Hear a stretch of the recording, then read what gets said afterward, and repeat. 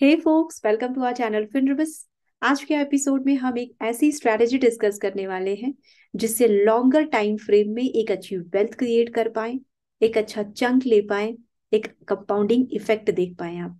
Okay, ये episode किसके लिए है? ये एपिसोड उन सब लोगों के लिए है जिन्हें फंडामेंटल एनालिसिस नहीं आती, जिन्हें टेक्निकल एनालिसिस नहीं आती, ट्रेडिंग साइकोलॉजी से दूर दूर से कोई वास्ता नहीं है, रिस्क मैनेजमेंट समझ नहीं आती। उन सब के लिए आज का एपिसोड है। अगर आप एक ऐसे पर्सन हैं जिन्हें आता तो सब कुछ है लेकिन टाइम नहीं है, आप ऑफिस जाते हो, आपको टाइम नहीं मिलता कि आप कब बाय करें कब सेल करें, तो ऐसे सिचुएशन में भी आज का एपिसोड आपके लिए है। अगर आपकी इरेगुलर इनकम है, आपकी वीकली इनकम आती है, मंथली आती है, 3 महीने में आती है, 6 महीने में आती है, तो ऐसे सिचुएशन में भी ये एपिसोड आपके लिए है। आप होम मेकर हैं, आपकी छोटी छोटी सेविंग्स हैं, और इन छोटी छोटी सेविंग से आप किसी बड़े स्टॉक में इन्वेस्ट नहीं कर पा रहे हो क्योंकि उसमें क्वांटिटी आपको कम मिलती है। तो ऐसे सिचुएशन में भी आज का एपिसोड आपके लिए है। सो कोशिश ये होनी चाहिए कि इस एपिसोड को लास्ट तक आप जरूर देखें।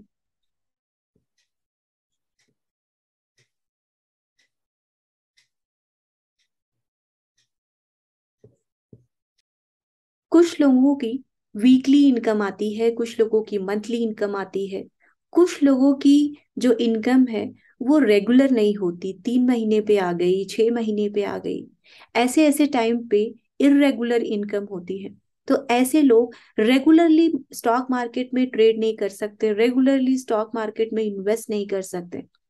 तो ऐसे सिचुएशन में वो सारे लोग करें क्या?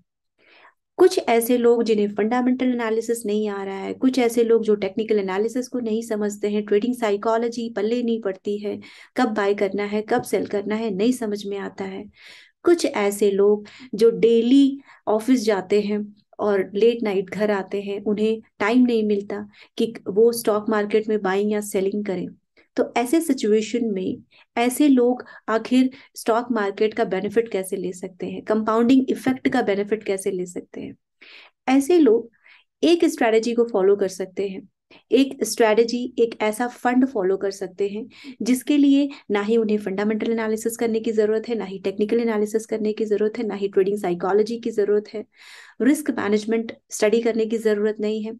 सिंपली आपको बेनिफिट लेना है ईटीएफ का, सिंपली आपको सिप के तहत, सिस्टमैटिक इन्वेस्टमेंट प्लान के तहत आपको ईटीएफ में इन्वेस्ट करते रहना है। लॉन्गर पर्सपेक्टिव में आपको स्टॉक मार्केट के जिस तरह से इंडेक्स मूव करता है, लॉन्गर पर्सपेक्टिव में आपको एक कंपाउंडिंग इफेक्ट देखने को मिलेगा और आप एक अच्छी वेल्थ बना पाएंगे।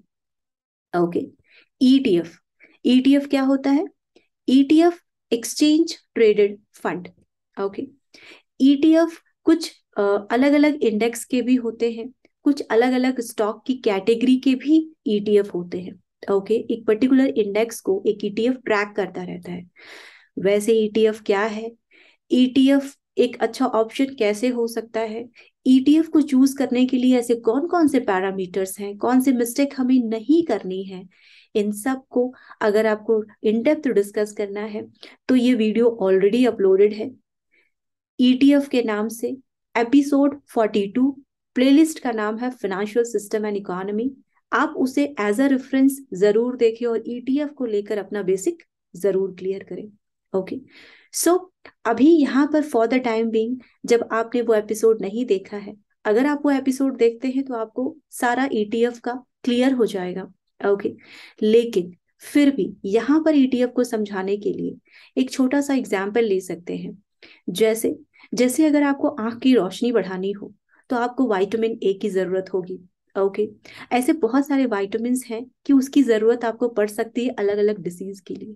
या फिर आपको पोटेशियम की जरूरत है, आपको सिट्रस चाहिए, तो उसके लिए अलग अलग फ्रूट्स हैं, बनाना है, ऑरेंज है। ओके, हर एक फ्रूट की क्वालिटी अलग होती है। तो आप ये कैसे डिसाइड करेंगे कितनी क्वांटिटी मुझे ऑरेंज की चाहिए, कितनी क्वांटिटी मुझे एप्पल की चाहिए, कितनी क्वांटिटी मुझे बनाना की चाहिए? ये एक क्वेश्चन मार्क होता है हमारी रिक्वायरमेंट में। तो ये रिक्वायरमेंट पूरी कैसे हो? ये रिक्वायरमेंट तब पूरी हो सकती है जब हम एक फ्रूट चैलेट का पूरा हमारा बास्केट हो, या फिर हमारी प्लेट हो फ्रूट चैट की, जिसमें हर एक फ्रूट छोटी छोटी क्वांटिटी में अवेलेबल हो, जिससे हमारी जो रिक्वायरमेंट है, अलग अलग रिक्वायरमेंट अलग अलग वाइटामिन की, वो एक ही प्लेट में पूरी हो जाए। ओके। अगर इसी फ्रूट चार्ट को हम रेगुलरली फॉलो करें, कंटिन्यू करें, तो हम सेफ भी रहेंगे, सिक्योर भी रहेंगे, ओके, साउंड भी रहेंगे, राइट।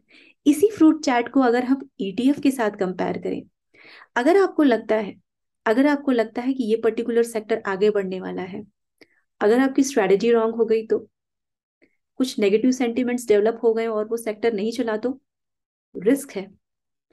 आपको लगा कोविड के बाद फार्मा बढ़ेगा, फार्मा नहीं बढ़ा, तो रिस्क है।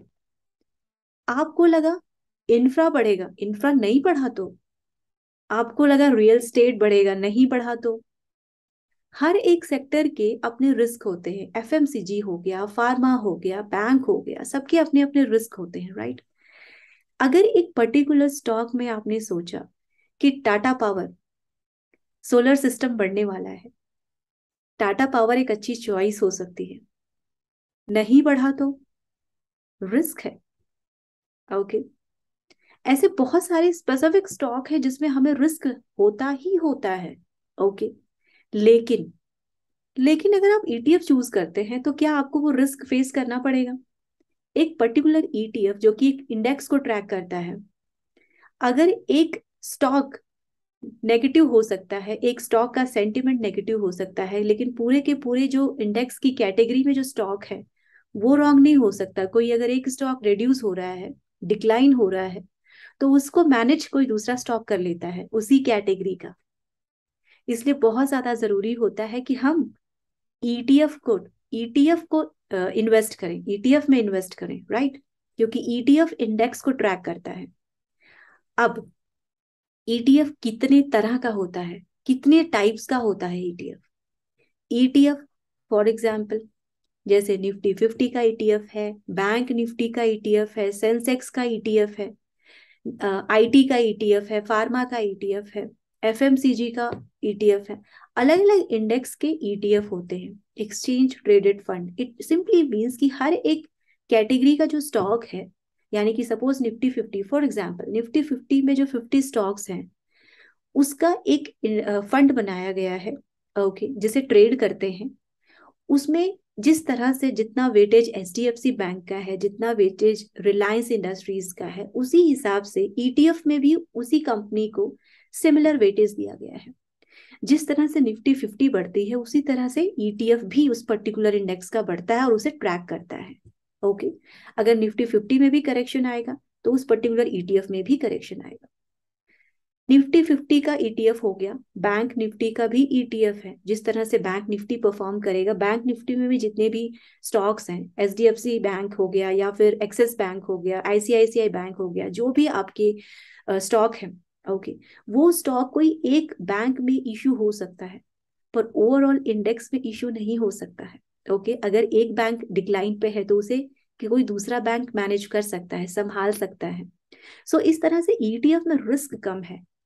और हमने अभी थोड़ी देर बाद हम डिस्कस करेंगे इसी एपिसोड में कि किस तरह से लॉन्गर पर्सपेक्टिव में अगर कंपैरिजन की जाए, तो लॉन्गर पर्सपेक्टिव में अगर आप ट्रेडर हैं, तो शॉर्टर पीरियड ऑफ टाइम में भले ही आपको नुकसान हो सकता है, पर अगर लॉन्गर पर्सपेक्टिव में देखा जाए, तो आपको कंपाउंडिंग इफेक्ट देखने को मिलता है। एक अच्छी वेल्थ क्रिएट कर सकते हैं, एक अच्छा चंक ले सकते हैं। ओके। क्योंकि निफ्टी 50 का इंडेक्स हो या फिर बैंक निफ्टी का इंडेक्स हो, लॉन्गर पर्सपेक्टिव में देखा जाए, लॉन्गर टाइम फ्रेम में, तो उसे ऊपर ही जाना है। ओके। इसीलिए ईटीएफ, सिस्टमैटिक इन्वेस्टमेंट प्लान की तरफ आप ईटीएफ में सिप कर सकते हैं। ओके। सिप कर सकते हैं और लॉन्गर पर्सपेक्टिव में एक अच्छा चंक ले सकते हैं। ये देखिए, ये निफ्टी 50 का चार्ट है। ओके।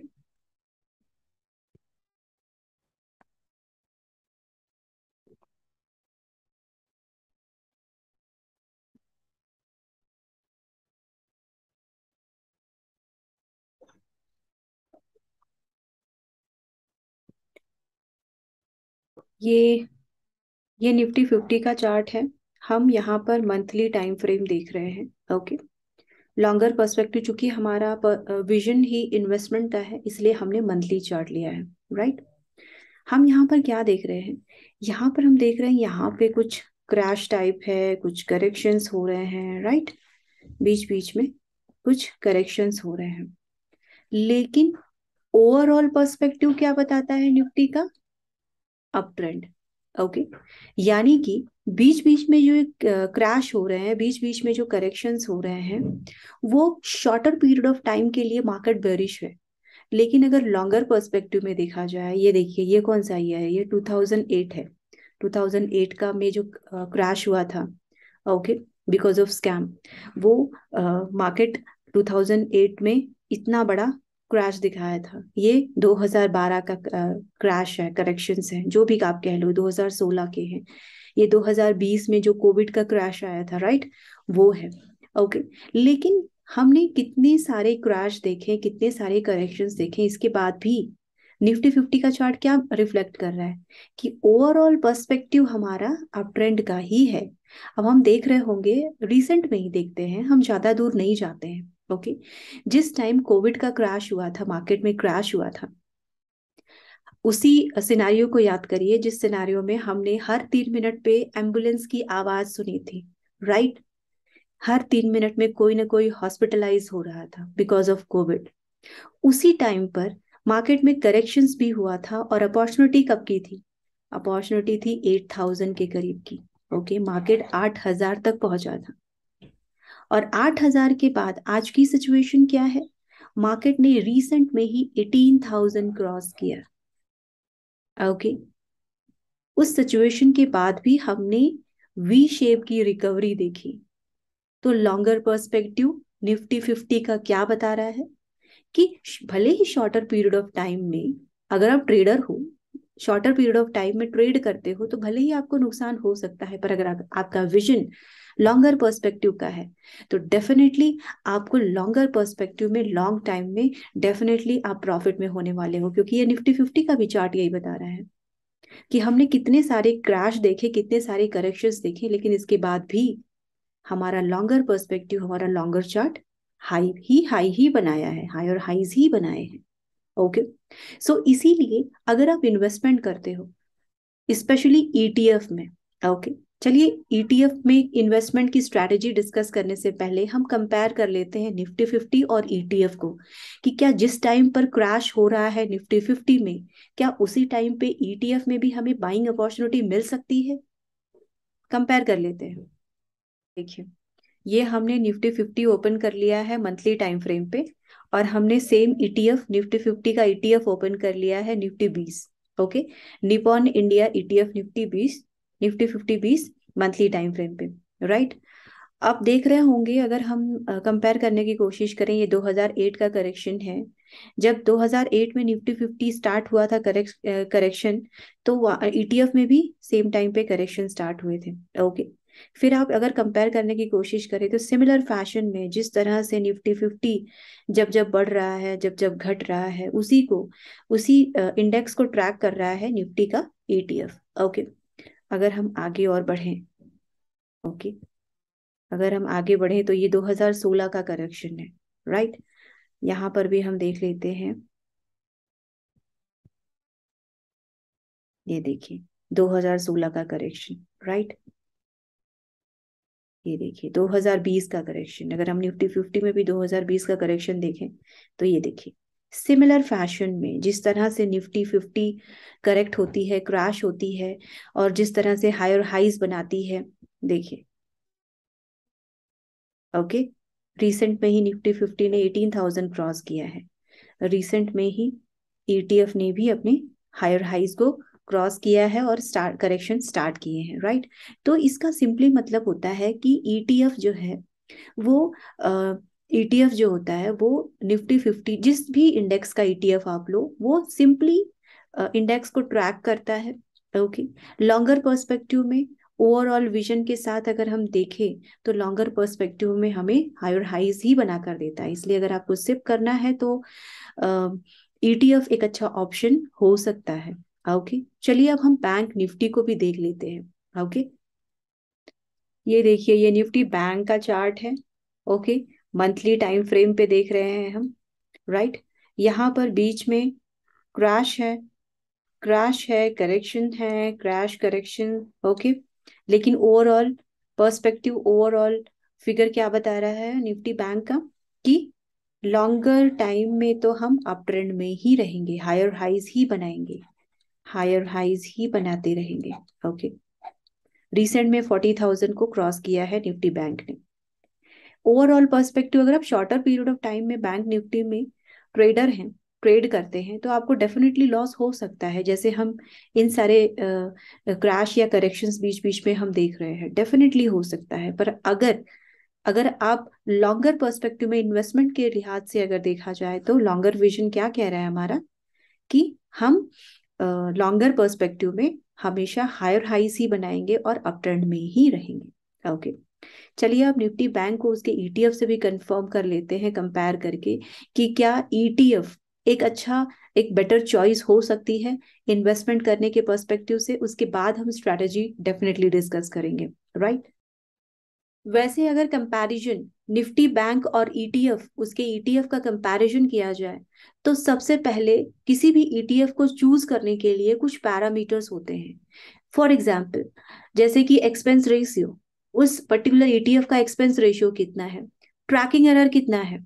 ओके, इसके अलावा लिक्विडिटी कितनी है, यानी कि ईटीएफ को चूज करने के लिए सबसे पहले ये फाइंड आउट करना कि लिक्विडिटी है या नहीं है, ये एक पैरामीटर हो सकता है ईटीएफ को चूज करने के लिए। जब आपको सेल करना हो, तो आपको आपके हिसाब से बायर मिल जाएगा, ये एक अच्छा ऑप्शन हो सकता है ईटीएफ को चूज करने का। ओके, वैसे ईटीएफ कौन सा ले, ईटीएफ की स्ट्रैटेजी क्या होगी, पैरामीटर्स क्या है, इन सब को अगर इन डेप्थ डिस्कस करना होगा, तो वीडियो ऑलरेडी अपलोडेड है ईटीएफ के नाम से, एपिसोड 42, प्लेलिस्ट का नाम है financial system and economy.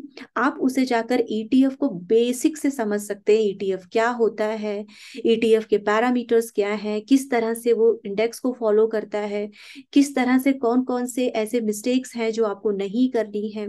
So in depth आप एज अ रेफरेंस आप उस एपिसोड को देख करके ईटीएफ के बेसिक्स को क्लियर कर सकते हैं। ओके, सो जिस तरह से हम कंपैरिजन की बात कर रहे थे कि बैंक निफ्टी और उसके ईटीएफ को कंपेयर किया जाए, तो लिक्विडिटी के पर्सपेक्टिव से बैंक बीज एक अच्छा ईटीएफ हो सकता है अगर आप बैंक निफ्टी इंडेक्स को चेज करना चाहते हैं, उसमें आपका पर्सपेक्टिव है इन्वेस्ट करने का। ओके, अब देख लेते हैं हम स्ट्रैटेजी, कि ईटीएफ में इन्वेस्ट करने के लिए, ईटीएफ में सिप करने के लिए ऐसी कौन सी स्ट्रैटेजी हो सकती है जिसके तहत हमें लॉन्गर पर्सपेक्टिव में एक अच्छा रिटर्न मिल सके, राइट। स्ट्रैटेजी की बात की जाए, स्ट्रैटेजी कुछ ऐसी होनी चाहिए कि जब हम सिप करें, जैसे कि म्यूचुअल फंड होता है, इंडेक्स फंड होता है, और भी बहुत सारे फंड होते हैं जिसमें हम सिप करते हैं, राइट। तो जब हम सिप करते हैं, तो एक स्पेसिफिक डेट होती है हमारी सिप करने की, या फिर मंथ के स्टार्टिंग में होती है, मंथ के मिड में होता है, या फिर मंथ के एंडिंग में होता है। ओके, कुछ सिप ऐसे होते हैं जो वीकली होते हैं, कुछ सिप ऐसे होते हैं जो मंथली होते हैं, कुछ सिप ऐसे होते हैं जो 3 मंथ में एक बार दिया जाता है। अगर आपको ईटीएफ में इन्वेस्ट करना है, अगर आपको सिस्टमैटिक इन्वेस्टमेंट प्लान का बेनिफिट लेकर के उसे कंटिन्यू करना है, तो स्ट्रैटेजी के पर्सपेक्टिव से देखा जाए, तो अगर जब मार्केट क्रैश हो रही हो या मार्केट करेक्ट हो रही हो, तब अगर हम ईटीएफ की क्वांटिटी को बाय करें, तो लॉन्गर पर्सपेक्टिव में हमें अच्छा रिटर्न मिल सकता है। वैसे इस स्ट्रेटजी को डायरेक्टली इनडायरेक्टली हम डाउ थियोरी से कंपेयर कर सकते हैं। डाउ थ्योरी क्या होता है, किस तरह से काम करती है, ये आगे आने वाले एपिसोड में हम डेफिनेटली कवर करेंगे। ओके, फिलहाल तो हम ईटीएफ में सिप करने की सोच रहे हैं। जब कल, अगर कल मार्केट नीचे गिर रही है, ओके, आज फिर नीचे गिरी, तो आज अगर हम उस ईटीएफ में इन्वेस्ट करें, यानी कि कुछ क्वांटिटी बाय करें, तो इससे क्या होगा, इससे ये होगा कि कल के कंपैरिजन में आज का जो प्राइस हमने बाय किया, सस्ता मिल गया हमें। ओके, अगर कल भी मार्केट नीचे गिरती है, तो हम कुछ क्वांटिटी और बाय कर सकते हैं। ओके, ये लॉजिक, ये स्ट्रैटेजी क्या हम स्टॉक में अप्लाई कर सकते हैं? मोस्टली लोग कहते हैं ना कि अगर मार्केट नीचे आई है तो हम एवरेज कर लेते हैं अपने स्टॉक को। क्या ये लॉजिक स्टॉक के पर्सपेक्टिव से सही है? नहीं, स्टॉक के पर्सपेक्टिव से ये लॉजिक बिल्कुल भी सही नहीं है। जब मार्केट नीचे गिर रही हो तब हमें स्टॉक में कभी भी एवरेज नहीं करना चाहिए। क्यों नहीं करना चाहिए? वो इसलिए कि स्टॉक के जीरो होने के चांसेस हैं, डेफिनेटली है। क्योंकि वो कॉन्सेप्ट है ना, बॉटम पकड़ो बॉटम पकड़ो। बॉटम पकड़ो एक छलावा है। क्या कभी ऐसा होता है? प्रैक्टिकली पॉसिबल है कि हमने जिस मोमेंट पे बॉटम पकड़ा उसी मोमेंट पे मार्केट ने बाउंस बैक दिया? ऐसा नहीं होता है। ओके, सो जब स्टॉक नीचे नीचे गिर रहा हो, वो कहते हैं ना कि गिरती हुई नाइफ को अगर हाथ में पकड़ोगे तो सिवाय कटने की और कुछ नहीं होगा। तो सिमिलर फैशन में स्टॉक में हम एवरेजिंग करने की नहीं सोच सकते हैं, स्पेशली तब जब मार्केट नीचे गिर रही हो। लेकिन इंडेक्स अगर नीचे गिर रहा हो तो हम ईटीएफ में सिप करने की जरूर सोच सकते हैं। क्यों? क्योंकि अभी हमने थोड़ी देर पहले डिस्कस किया कि भले ही मार्केट क्रैश हो रही हो, भले ही मार्केट करेक्ट हो रही हो, लेकिन अगर हमसे ये गलती हो जाए कि हमने बॉटम को नहीं पकड़ा है, हम बॉटम को आइडेंटिफाई ही नहीं कर पाए, तो भी लॉन्गर पर्सपेक्टिव में हमारे इंडेक्स की वैल्यू जीरो नहीं हो सकती है। हमने अभी थोड़ी देर पहले देखा चार्ट में कि लॉन्गर पर्सपेक्टिव में निफ्टी 50 का चार्ट हो या बैंक निफ्टी का चार्ट हो, हायर हाइज ही बनाता गया, अप ट्रेंड ही बनाता गया, भले ही बीच में बहुत सारे क्रैश आए, बहुत सारे करेक्शंस आए। ओके, सो आपको क्या करना होगा? आपको कुछ स्ट्रेटेजी, अगर आप लेबर हैं, ओके, अगर आपकी वीकली इनकम आती है, अगर आपकी आप सैलरीड पर्सन है, आपकी मंथली इनकम आती है, तो ये जरूरी नहीं है कि एक आपने म्यूचुअल फंड ले लिया, हर मंथ में इतने तारीख को आपको सिप करना है। हो सकता है कि जो मंथ आपने चूज किया हो उस मंथ में उस पर्टिकुलर ईटीएफ का प्राइस हाई हो। ये हो सकता है कि जो डेट है आपकी सिप पे करने की, उस डेट में मार्केट हायर हाईज ही बना रही हो। ये जरूरी नहीं है कि आप स्पेसिफिक डेट में ही अपनी सिप करें।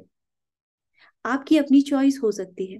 आप ट्रैक करें कि किस टाइम पे मार्केट गिर रही है।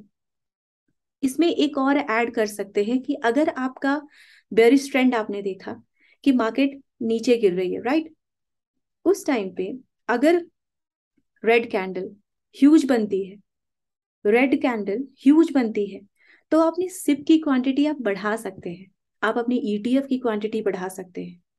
ओके, इससे आपको लॉन्गर पर्सपेक्टिव में आपकी क्वांटिटी तो ह्यूज होगी और साथ साथ में आपका उसी मल्टीपल के हिसाब से आपका कंपाउंडिंग इफेक्ट भी देखने को मिलेगा। ओके, आप अपनी स्ट्रैटेजी के हिसाब से चलिए। अगर आपको वीकली सिप इन्वेस्ट करना है, कोई ऐसा नहीं है कि आपको किसी को चार्जेस देने हैं सिप के। कोई आपको म्यूचुअल फंड में इन्वेस्ट करना है तो उसके भी चार्जेस लगेंगे, नहीं। अगर आपको फंडामेंटल एनालिसिस नहीं करनी है, अगर आपको टेक्निकल एनालिसिस नहीं आती है, ट्रेडिंग साइकोलॉजी नहीं समझ में आती है, ओके, आपके पास इतना टाइम नहीं है, आप एम्प्लॉयड हैं, तो उस सिचुएशन में ईटीएफ एक अच्छी चॉइस हो सकती है सिप करने की। ओके, आप अपने हिसाब से चूज करिए। इतना तो हम सबको, being a trader, being investor, पता चल जाता है कि मार्केट नीचे गिर रही है या मार्केट हायर हाइज बना रही है, राइट। तो उस पर्सपेक्टिव में जब मार्केट नीचे गिर रही हो तो हम ये सोच करके ये स्ट्रैटेजी अडॉप्ट करेंगे कि कल के कंपैरिजन में आज मुझे सस्ते में मिल गया, राइट। तो ये तो लॉजिक ह्यूमन बीइंग का नेचर है कि अगर कल के कंपैरिजन में आज हमें कोई चीज सस्ती मिल रही है तो डेफिनेटली हम लेना पसंद करेंगे, राइट। इस तरह से आप जब जब मार्केट नीचे गिरे तब तक आप अपनी क्वांटिटी बढ़ाते जाइए। और लॉन्गर, अगर आपका लॉन्गर पर्सपेक्टिव है 5 साल का, 10 साल का, 15 साल का, तो हमने अभी डिस्कस किया, हमने अभी चार्ट में देखा कि लॉन्गर पर्सपेक्टिव में मार्केट ऊपर ही जाता है। ओके, वो कहते हैं ना कि स्टॉक मार्केट हो या फिर इंसान, जाना ऊपर ही है। ओके, सो आज के एपिसोड में हमने क्या क्या डिस्कस किया? आज के एपिसोड में हमने ईटीएफ को डिस्कस किया कि किस तरह से ईटीएफ हमारे लिए एक अच्छी चॉइस हो सकती है लॉन्गर टाइम फ्रेम में एक अच्छी वेल्थ क्रिएट करने की, एक अच्छा कंपाउंडिंग इफेक्ट लेने की। ईटीएफ में सिप करके हम एक किस तरह से अच्छी वेल्थ क्रिएट कर सकते हैं, हमने स्ट्रैटेजी को भी डिस्कस किया कि जब जब मार्केट क्रैश हो रही हो, जब जब मार्केट करेक्ट हो रही हो, तब हम अपनी बाइंग क्वांटिटी बढ़ा सकते हैं ईटीएफ में, ताकि हमारा जो पोर्टफोलियो है लॉन्गर पर्सपेक्टिव में अपने पोर्टफोलियो को एक अच्छी ग्रोथ कर पाए, ओके, और अच्छा कंपाउंडिंग इफेक्ट ले पाए। इसके साथ साथ हमने टाइप्स ऑफ ईटीएफ पे डिस्कस किया कि कितने तरह के ईटीएफ होते हैं। जैसे हर तरह के इंडेक्स होते हैं वैसे ही ईटीएफ भी होती है। जैसे निफ्टी 50 का ईटीएफ हो गया, जैसे बैंक निफ्टी का ईटीएफ हो गया, जैसे सेंसेक्स का ईटीएफ हो गया, ओके, जैसे एफएमसीजी का ईटीएफ हो गया, फार्मा का ईटीएफ हो गया। इस तरह से अलग अलग इंडेक्स के ईटीएफ होते हैं, ओके। हमने ये भी डिस्कस किया कि ऐसे कौन कौन से पैरामीटर्स हैं जिसे ध्यान में रख करके हमें ईटीएफ को चूज करना होता है। उस पैरामीटर में सबसे पहले हमने टोटल एक्सपेंस रेशियो देखा, हमने ट्रैकिंग एरर देखा, फिर हमने लिक्विडिटी देखा। लिक्विडिटी एक अच्छा पैरामीटर हो सकता है किसी भी ईटीएफ को चूज करने का। इट मींस जब आप बाय कर रहे हो, तो जब आप सेल कर रहे हो, तो आपके अकॉर्डिंग आपको बायर मिले, आपके अकॉर्डिंग आपको सेलर मिले, ओके। इसलिए लिक्विडिटी एक अच्छा पैरामीटर हो सकता है ईटीएफ को चूज करने का। सो इस स्ट्रेटजी के अंडर आप सिप करके ईटीएफ में लॉन्गर पर्सपेक्टिव में एक अच्छी वेल्थ ले सकते हैं। और इसी कंफर्म किया हमने चार्ट एनालिसिस करके कि किस तरह से भले ही शॉर्टर पीरियड ऑफ टाइम में निफ्टी 50 का या फिर बैंक निफ्टी का जो चार्ट है शॉर्टर पीरियड ऑफ टाइम में क्रैश दिखा रहा हो, शॉर्टर पीरियड ऑफ टाइम में करेक्शन दिखा रहा हो, लेकिन लॉन्गर लॉन्गर टाइम फ्रेम में जो हमने निफ्टी 50 और बैंक निफ्टी को देखा और उसके ईटीएफ को कंपेयर किया, तो ये पाया कि लॉन्गर टाइम फ्रेम में तो ये हमेशा हायर हाइज ही बनाए हैं इस इंडेक्स ने। इसीलिए ये लॉजिक कि जब मार्केट क्रैश हो या मार्केट करेक्ट हो तब हम अपनी बाइंग क्वांटिटी को बढ़ाएं, तो एक अच्छी स्ट्रैटेजी हो सकती है अपने कंपाउंडिंग इफेक्ट का बेनिफिट लेने का, ओके। सो आज के लिए इतना ही, मिलते हैं नेक्स्ट एपिसोड में इसी तरह के कुछ इंटरेस्टिंग टॉपिक के साथ। तब तक आप FinRippers को लाइक करिए, शेयर करिए, सब्सक्राइब करिए। Thank you so much.